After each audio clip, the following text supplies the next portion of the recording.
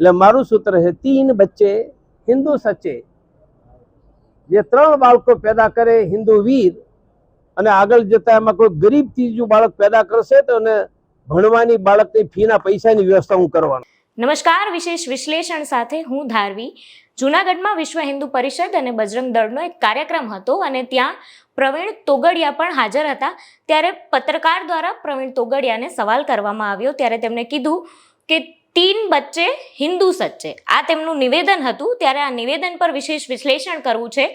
મારી સાથે છે દિનેશ સિંધવ. પહેલા ઉમિયાધામના પ્રમુખ આરપી પટેલનું એક નિવેદન હતું કે 1થી વધારે બાળકો કરવા જોઈએ હિન્દુએ, અને હવે તેમને સમર્થન આપતા પ્રવીણ તોગડિયાએ પણ કહ્યું છે કે 3 બચ્ચે હિન્દુ સચ્ચે. તો આ નિવેદન પર તમારું શું કહેવું છે? આ નિવેદન ઉપર હું બહુ નારાજગી વ્યક્ત કરું છું. પત્રકારની કોઈ કોમ ન હોય, પણ જન્મથી હું હિન્દુ છું, જેનું મને ગર્વ છે. પણ હું હિન્દુ છું એટલે પછી મને સનાતન ધર્મ ઉપર જ્યારે ગર્વ હોય અને સનાતન ધર્મની વાત મારે કરવાની હોય, અને સતત મુસલમાનોનો મને ડર છે, એ પ્રકારના ડરના માહોલમાં જો ભારતમાં રહેવાનું હોય, હિન્દુસ્તાનમાં, તો મને લાગે છે કે આ બહુ મોટો ચિંતાનો વિષય છે.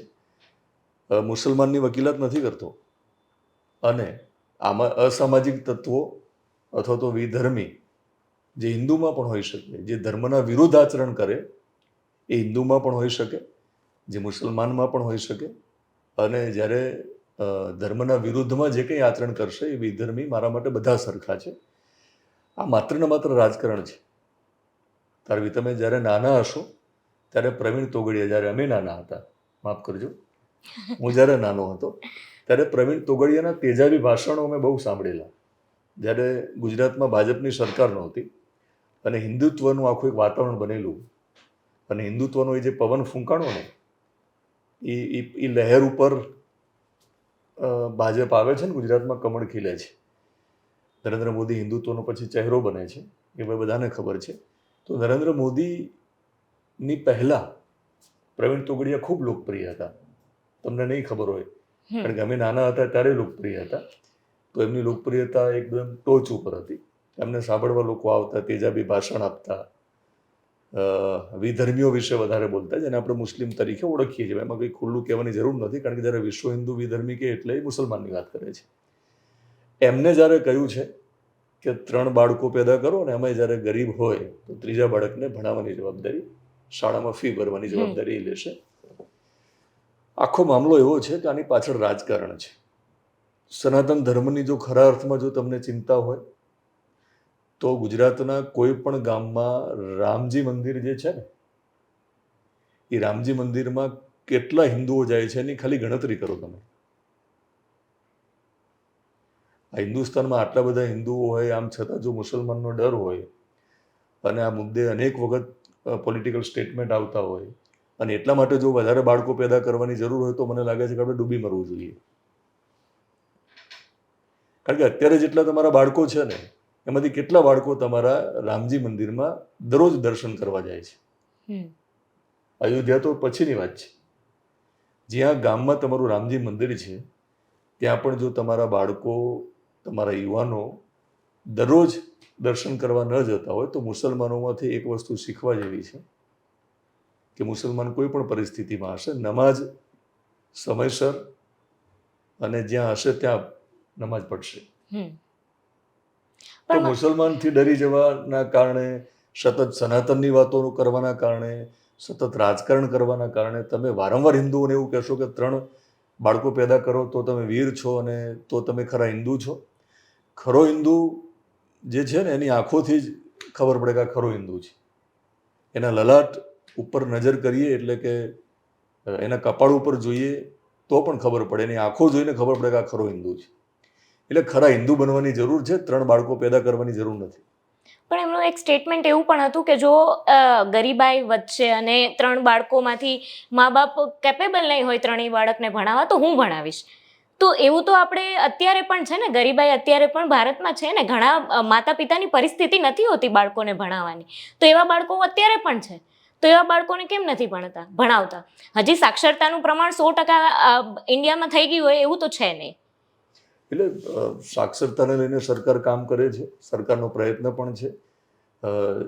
જૂના કાળથી અત્યાર સુધીમાં ઘણું કામ થયું છે, દરેક સરકારમાં થયું હશે ના નથી, પણ હજુ આપણે શિક્ષિત બન્યા નથી. એ બહુ મોટો પ્રશ્ન છે. કારણ કે આ બધા મોટા નેતાઓ જ્યારે આ પ્રકારનું સ્ટેટમેન્ટ આપે છે તો હિન્દુઓને ગમે ના નથી, અને હિન્દુઓને ગમે એટલે તો એ બોલે છે. પણ તમે બોલો, અમને ગમે, તમને ફરી મત મળે, તમે ફરી સત્તામાં આવો, ફરી સત્તા જતી રહેવાનો ડર હોય ત્યારે તમે ફરી એમને મુસલમાનના નામે ડરાવશો, એ કેટલું યોગ્ય છે? ગરીબી સામેની લડાઈ છે ને, એ જીતવા માટે મહેનત કરવાની જરૂર છે.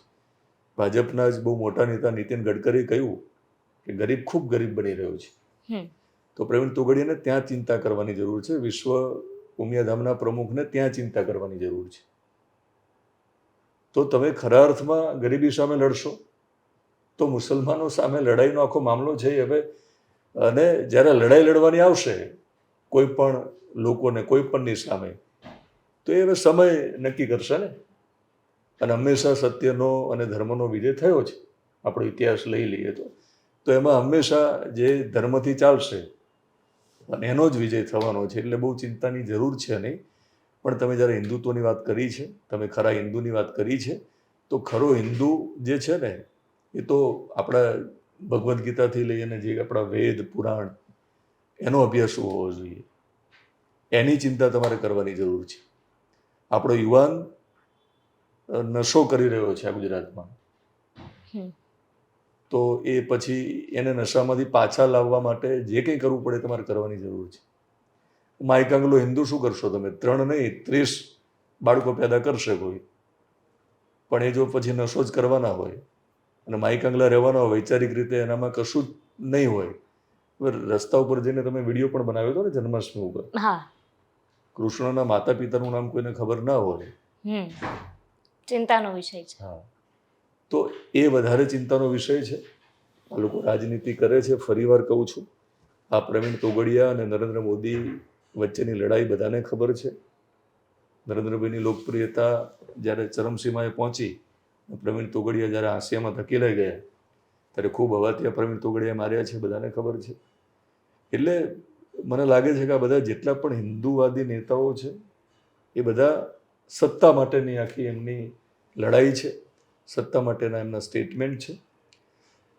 હિન્દુ સંપ્રદાય સાથે જોડાયેલા જે કંઈ આપણે સાધુ સંત શબ્દ વાપરીએ છીએ એમની લડાઈઓ પ્રવીણભાઈ બંધ કરાવો ને. અનેક સંપ્રદાયના વાડામાં હિન્દુ ધર્મ વહેંચાઈ ગયો છે. એમની ભૂલોને તમે ઢાંકવાનો ભૂતકાળમાં પ્રયત્ન કરી લો. જ્યારે હું જુનાગઢમાં રિપોર્ટર હતો, મારે બહુ હવે ડિટેલમાં બોલવું નથી, ત્યારે તમે વિશ્વ હિન્દુ પરિષદમાં તમારું ખૂબ મોટું નામ હતું. અને ભારતીય આશ્રમના એ વખતે ભારતી બાપુ અત્યારે આ દુનિયામાં છે નહીં, એમને એક બહુ મોટું, હવે મને વધારે બોલાવશો નહીં, ભારતી બાપુ એક બહુ મોટી ઘટના ઉપરથી પડદો ઉચકાવેલો. ત્યારે પોલીસે કહેવાતા એક સાધુ સંતની ધરપકડ પણ કરેલી, એટલે અટકાયત કરીને B ડિવિઝન જુનાગઢમાં એમને રાખેલા. એસપીથી લઈ અને PI સુધી પછી પ્રવીણ તોગડિયાના ફોન આવેલા અને એમને છોડી મૂકેલા. એટલે આ ઢાંક પીછોડા કરવાથી તમારો હિન્દુ ધર્મ નહીં બચી જાય પ્રવીણભાઈ. વધારે બાળકો પેદા કરવાની જરૂર નથી, પણ જે માનસિકતા છે ને એ બદલવાની જરૂર છે.